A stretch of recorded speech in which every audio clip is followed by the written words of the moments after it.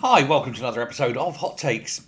Now, the largest union in Britain is Unison. It's got about 1.2 million members, something like that. And it's led currently by a woman called Christina McNee, or McAnee. Apologies for that. But she is seen as being a little bit centrist, a bit pro-Starmer, a bit too pro-Starmer.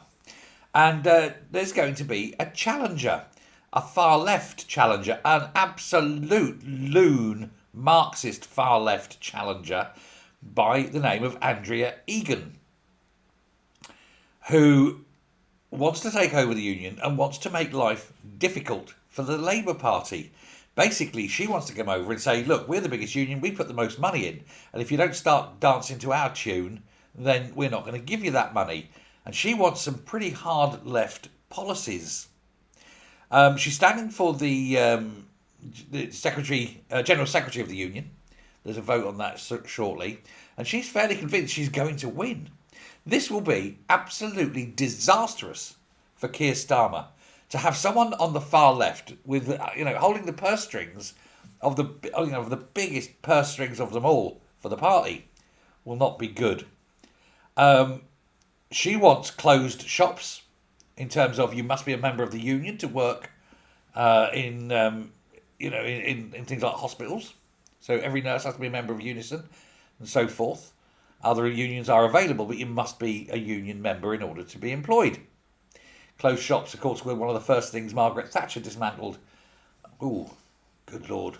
45 years ago, getting on for? Something like that. She says that Unison should be able to convince the government to do the right thing. By the right thing, I think she means to push for absolute power of the unions running this country. We've had that before. It was the 70s. It was rubbish then. It's rubbish now. And the trouble with these old dinosaurs is they forget that it's not the 1970s and that people will just simply go abroad. And you're going to say, oh, yes, but all the doctors and nurses can't go abroad, can they? No, they can't. But let me tell you, with the growth of private medicine, there's going to be a lot of trouble. And do they really, really want to stand there and say, right, we're going to go on strike and we're going to let people die?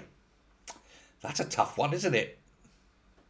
That's a very tough act to take. We want this or we're going to kill people. Not actively kill them, but let them die through inaction. Yeah, good one. That's how to win the country on your side, isn't it? You pie-eating communist. Let me know what you think. Thanks very much. Bye.